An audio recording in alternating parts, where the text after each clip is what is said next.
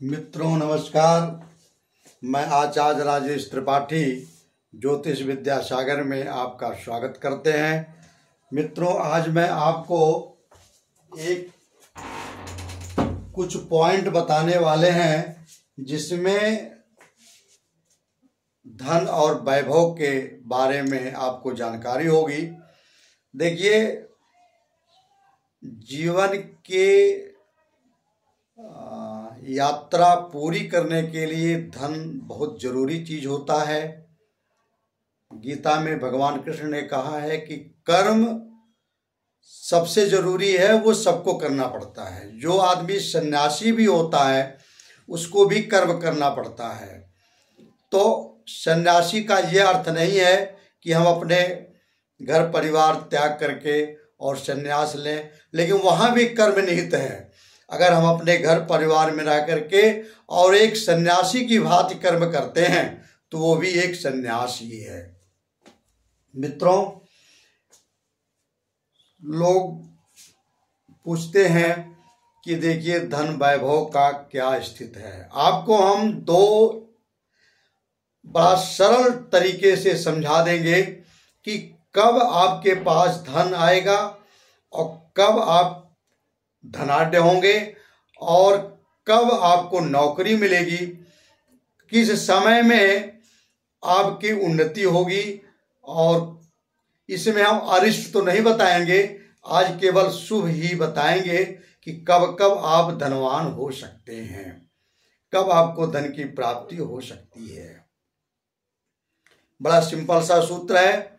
Video को आप पूरा देखना और ये हम बताएंगे कि कौन कौन से लगन के लिए कौन कौन से ग्रह शुभ होते हैं। सब 9 ग्रह होते हैं। 9 ग्रह हर लगन के लिए शुभ नहीं होते।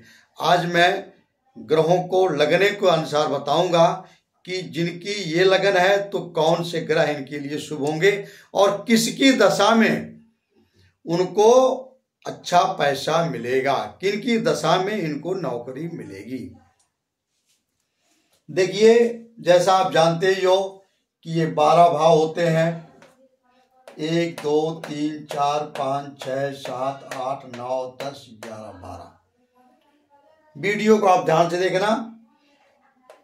जैसे मेष लगन है, मेष लगन जिसकी भी है, मेष लगन का ये, इसके पहले एक चीज और बता दो, 1 4 7 10 ये होते हैं विष्णु स्थान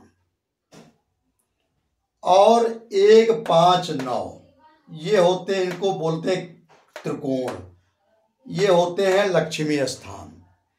1 4 7 10 को केंद्र बोलते हैं और 1 5 9 को त्रिकोण बोलते हैं, जो कि विष्णु लक्ष्मी स्थान माना जाता है। केंद्र विष्णु स्थान है, हमारे रक्षक हैं। त्रिकोण ये लक्ष्मी स्थान है, भगवती माता लक्ष्मी का स्थान है। यहां से हमें धन की प्राप्ति होती है। तो जब हमें विंशोत्तरी दशा में, महादशा में, अंतरदशा और प्रतंतर दशा, 3 दशाओं को ही हम मुख्य रूप से लेते हैं। जब केंद्र और त्रिकोण की आ जाए, महादशा, अंतरदशा और प्रतंतर दशा,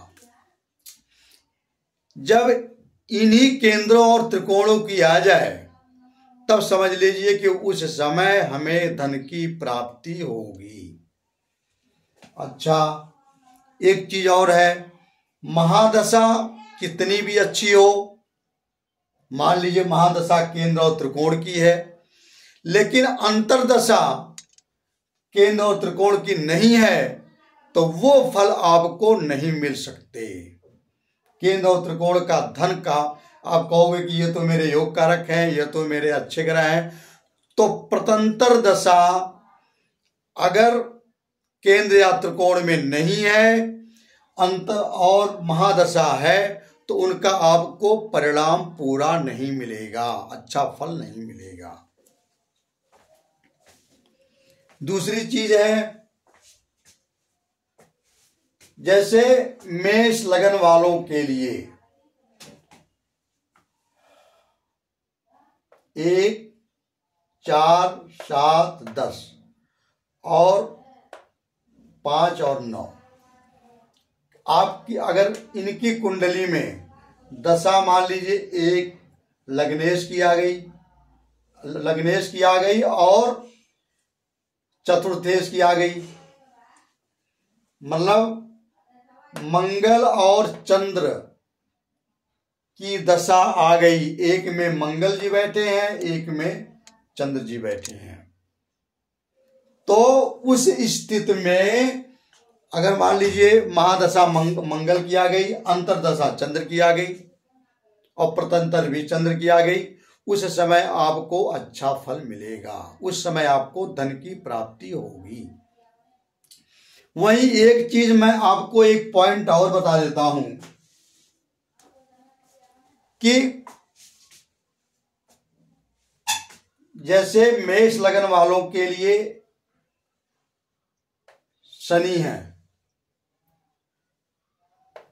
दशमेश भी है, तो लोग कहेंगे कि ये तो योग कारक है, ठीक है, लेकिन एकादशेश भी हो गए, इसलिए वो योग कारक का फल नहीं देंगे। और जैसे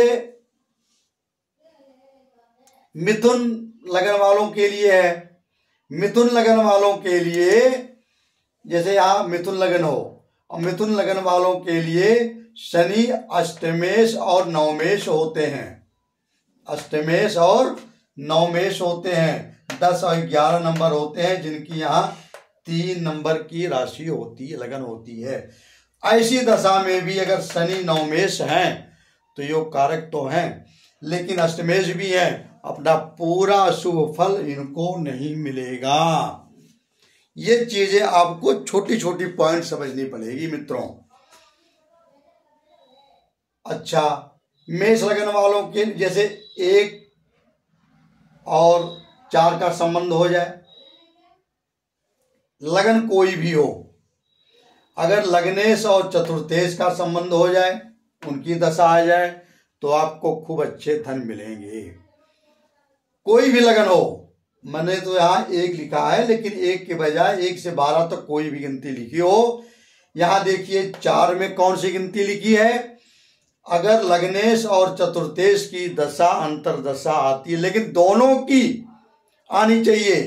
ऐसा नहीं कि लग्नेश की महादशा आ गई और षष्ठेश की अंतरदशा आ गई, तो लग्नेश की दशा में आपको रोग भी बढ़ेगा, धन तो मिलेंगे नहीं।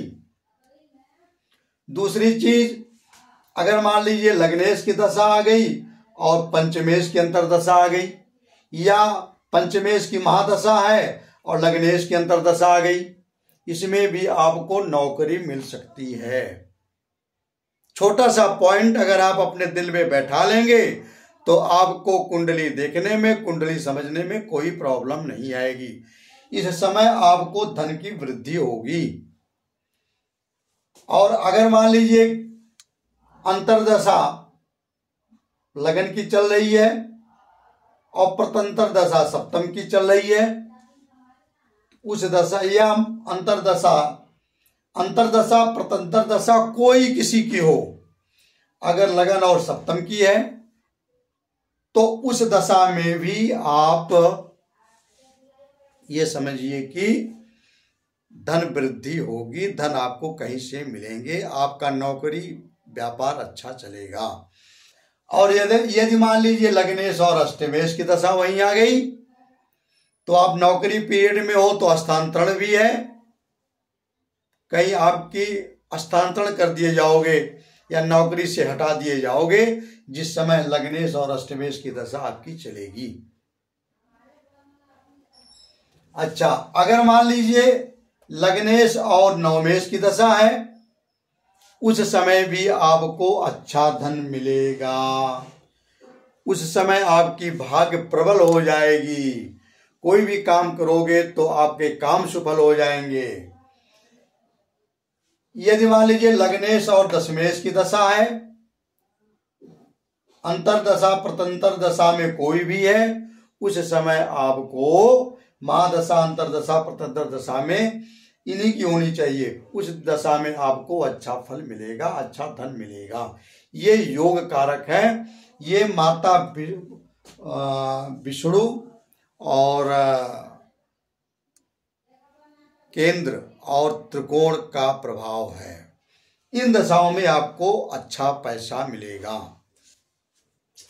वहीं देखिए, अगर मान लीजिए चतुर्थेश और पंचमेश की दशा आ गई, चतुर्थेश और पंचमेश, चतुर्थेश माने आप समझते होंगे 4, जैसे यहाँ चतुर्थेश 4 नंबर की राशि है, तो इनके मालिक कौन है? चंद्रमा।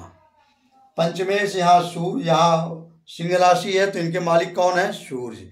इतना आप लोग जानते हैं, मैं जानता हूं आपको। तो अगर चतुर्थेश और पंचमेश की दशा आ गई, उस समय आपको बड़ी सुख सुविधा मिलेगी, बहुत धन वैभव मिलेगा और संतान का भी सुख मिल सकता है। उस समय आपको विद्या का भी सुख मिल सकता है, अगर चतुर्थेश और पंचमेश की। कितना सरल सूत्र है। इतने सरल ढंग से अगर आप समझाने के बाद भी न समझें तो आप कमेंट करके बताना, मैं आपको फिर समझाऊंगा, या मेरे व्हाट्सएप पे आना, उसकी दूसरी प्रक्रिया है, मैं आपको बताऊंगा।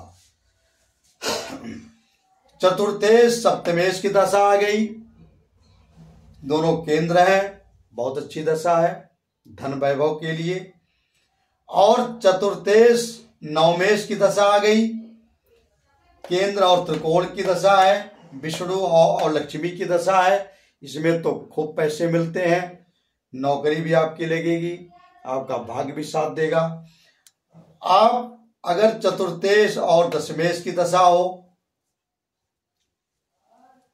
चतुर्थेश और दशमेश की दशा अगर आ रही हो, तो ज्यादातर कुंडलियों में देखा है कि नौकरी तभी लगती है, गवर्नमेंट जॉब तभी लगती है। और अगर मान लीजिए पंचमेश नवमेश की दशा आ गई, तो बल्ले बल्ले है, क्या पूछना है। दोनों त्रिकोण के स्वामी की दशा आ गई, तो उस समय तो आपके धन वैभव, संतान, बाल बच्चे और आपकी योगिनी दहीने चलेगी। लोग कहते हैं ना कि आजकल इनकी योगिनी दहीने चढ़े, तो ये दहीने चलने वाली बात है, बहुत अच्छा है उस समय। और यदि मान लीजिए पंचमेश और दशमेश की दशा आ गई, जो लोग बहुत दिन से नौकरी की प्रतीक्षा कर रहे हैं, पंचमेश और दशमेश की महादशा अंतरदशा प्रतंतर दशा आ गई इन्हीं दोनों में, तो जितने लोग नौकरी की तलाश कर रहे हैं, वेट कर रहे हैं, उनकी नौकरी 100% इन्हीं दशाओं में लग जाएगी। बहुत सरल सूत्र है। यदि इनके मालिक कहीं खराब घर में न बैठे हो, तो खराब दृष्टि न पड़ रही हो, तो मान लीजिए पंचमेश छठे में बैठ गया और इनकी दशा आ गई, फल तो देंगे, लेकिन उसमें कुछ लड़ाई झगड़ा का भी, रोग ऋण का भी आपको दे देंगे। दशमेश मान लीजिए अष्टमेश में बैठा है, तो फल तो देंगे, लेकिन उसमें कुछ बड़ी बाधाओं के साथ देंगे। ये सारी चीजें होती हैं। और सप्तम और नवम की दशा आ गई, केंद्र और त्रिकोण है, ये धनदायक दशाएं हैं, बहुत अच्छी चीज है। अगर मान लीजिए नवमेश और दशमेश की दशा आ गई,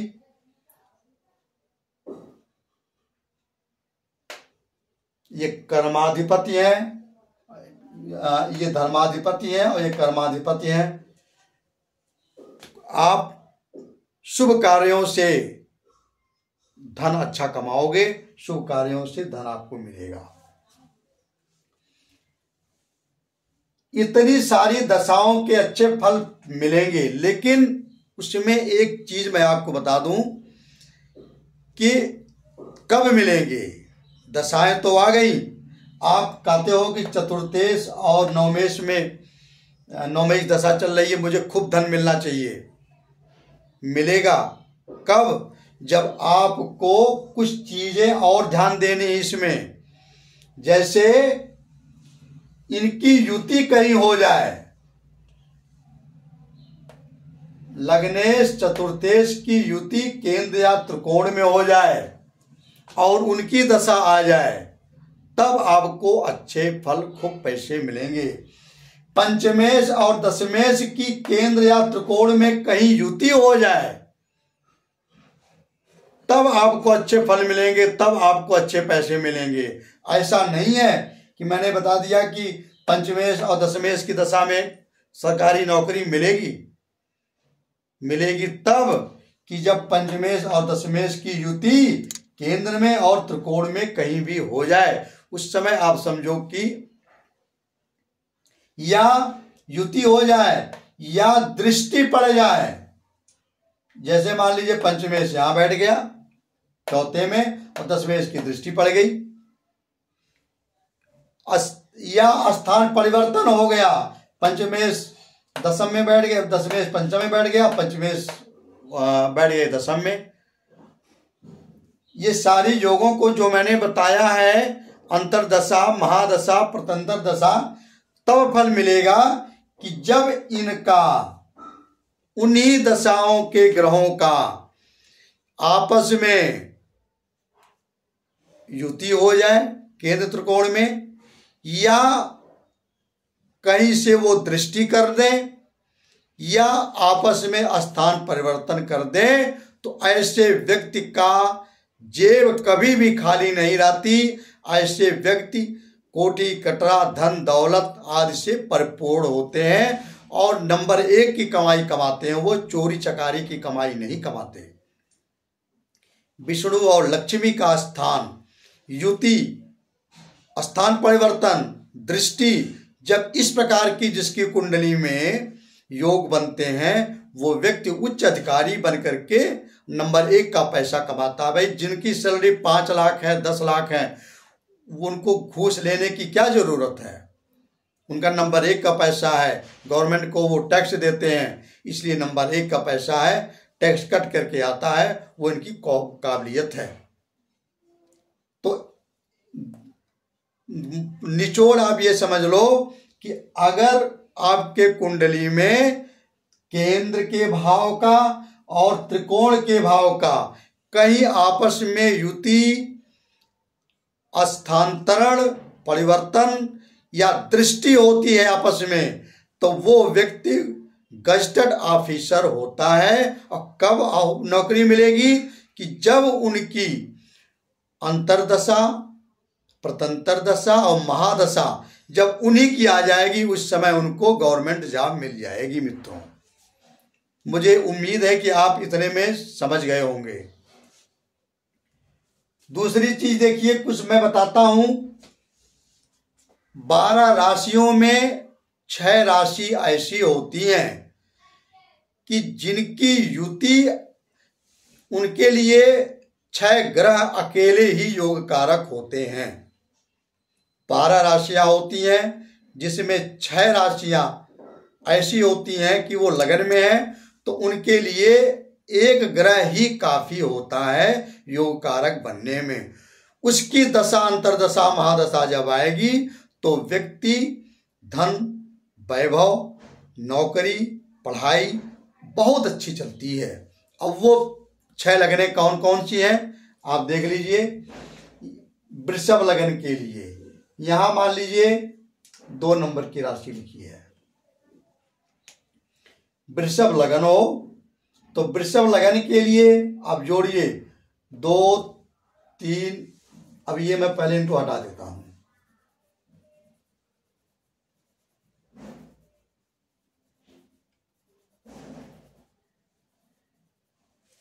अगर वृषभ लगन है तो वृषभ लगन के लिए शनि योग कारक होते हैं। कैसे होते हैं आप गिनिए।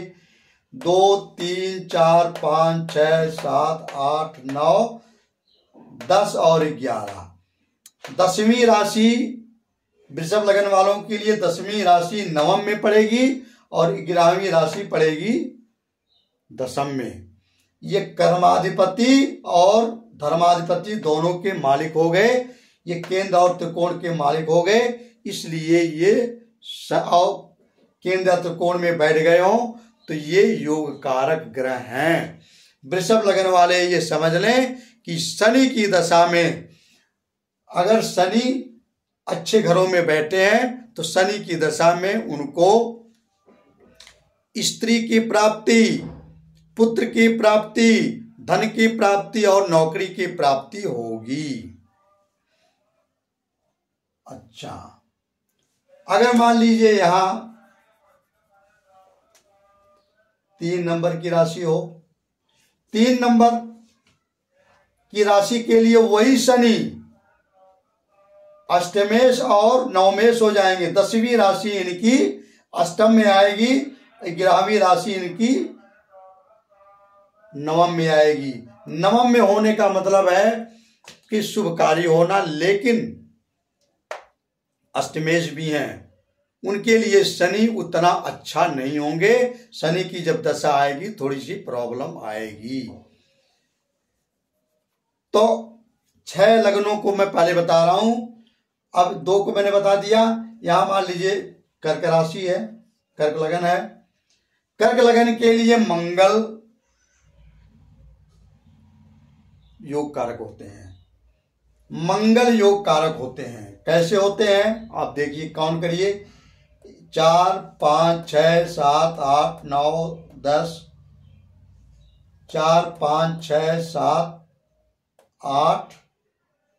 मंगल की एक तो पंचम राशि पड़ गई, 8 9 10 11 12 1। इनकी जो मंगल की मेष राशि है वो दशम में पड़ रही है और जो वृश्चिक राशि है वो पंचम में पड़ रही है। मंगल इनके लिए अकेले ही योग कारक हैं। मंगल की दशा जब आएगी कर्क लगन वालों के लिए, तब उनको स्त्री, पुत्र, धन, वैभव, नौकरी से परिपूर्ण कर देंगे। और यदि मंगल के साथ गुरु की युति हो जाए, उनकी कुंडली में केंद्र और त्रिकोण में कहीं गुरु और मंगल की युति हो जाए, तब तो सोने पे सुहागा है।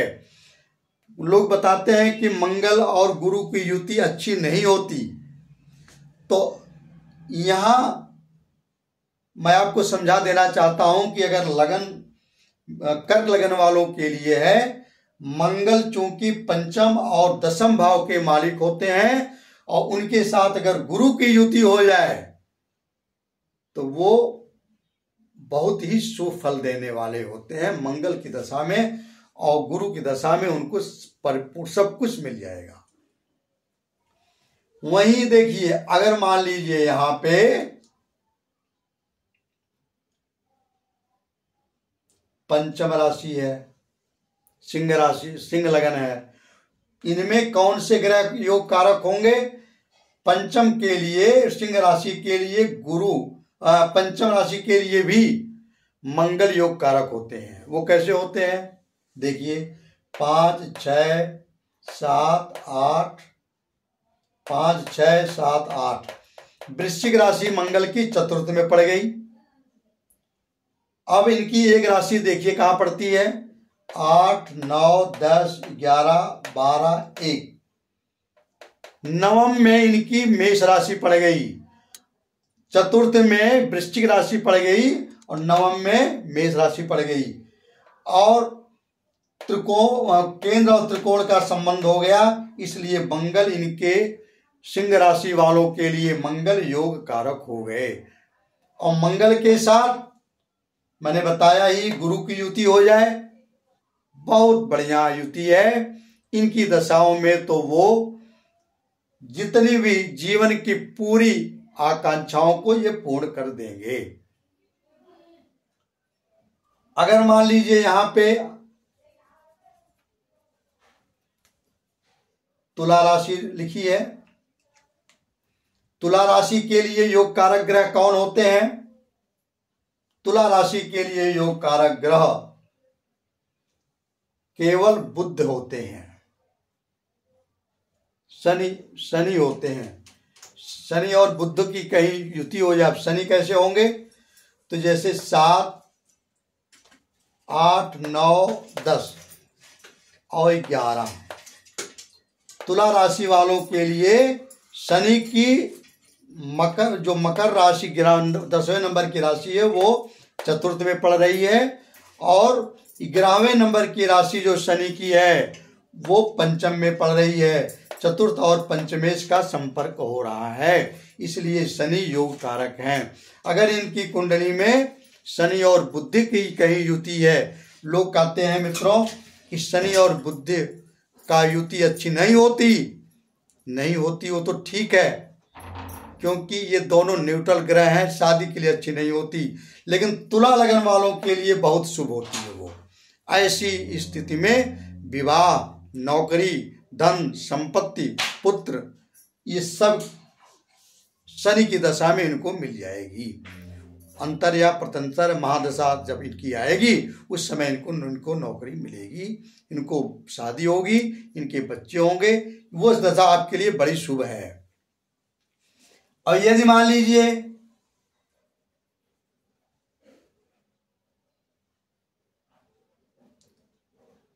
यहां मकर राशि है, मकर राशि वालों के लिए कौन से योग कारक ग्रह हैं? अब जरा जोड़िए, फिर से बताइए। केंद्र और त्रिकोण में किसकी राशि आ रही है? मकर राशि वालों के लिए, मकर ये शनि की राशि है, शनि की राशि वालों की, मकर राशि वालों के लिए शुक्र, जिनकी लगन मकर है उनके लिए शुक्र योग कारक ग्रह हैं। कैसे हैं देखिए, 10, 11, 12, 1, 2। शुक्र की दूसरी, जो वृषभ राशि के मालिक शुक्र होते हैं, शुक्र की दूसरी जो वृषभ राशि है पंचम में आ रही है। 3, 4, 5, 6, 7 और दशम भाव में इनकी सप्तम राशि मतलब तुला राशि आ रही है। वृषभ राशि पंचम में पड़ रही है, सप्तम तुला राशि दशम में पड़ रही है। इसलिए मकर राशि वालों के लिए शुक्र, और शुक्र के साथ यदि बुध कहीं भी बैठे हों, शुक्र और बुध की युति हो रही हो मकर राशि वालों के लिए, तब उनकी दशा में, उनकी महादशा में, उनकी अंतरदशा में, उनकी प्रतंतर दशा में आपको सारी मनोरथ आपकी पूर्ण होगी। धन, पुत्र, नौकरी, बच्चे, इस तरह से आप देख सकते हो। और यदि मान लीजिए यहां कुंभ लगन लिखी है, कुंभ लगन वालों के लिए कौन से ग्रह योग कारक होते हैं आप बताइए जरा? बुध होते हैं। बुध कैसे होते हैं?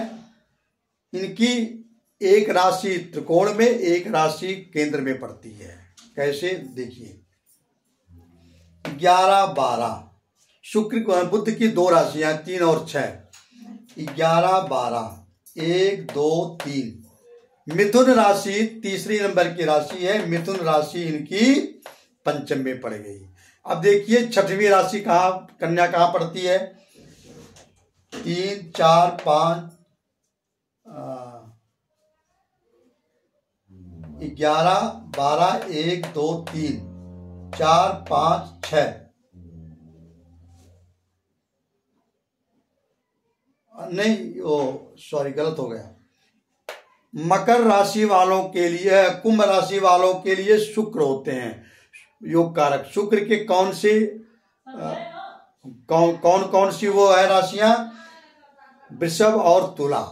अब देखिए यहां मान लीजिए अगर मकर राशि है, इनके योग कारक शुक्र हैं। शुक्र की एक राशि केंद्र में पड़ेगी, एक राशि त्रिकोण में पड़ेगी। वो कैसे देखिए, इनकी 2 और 3 राशियां कहाँ पड़ती हैं? 11, 12, 1, 2। दूसरी राशि इनकी जो वृषभ राशि है वो शुक्र की चतुर्थ में पड़ गई, और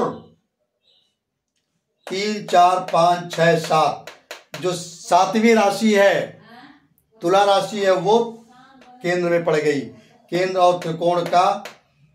और इनके साथ अगर बुध कहीं भी बैठ जाए केंद्र त्रिकोण में तो मित्रों ये लोग धन वैभव से युक्त होते हैं। अब आप समझ गए होंगे कि कौन कौन सी राशि वाले इनको आप भाग्यशाली भी कह सकते हो।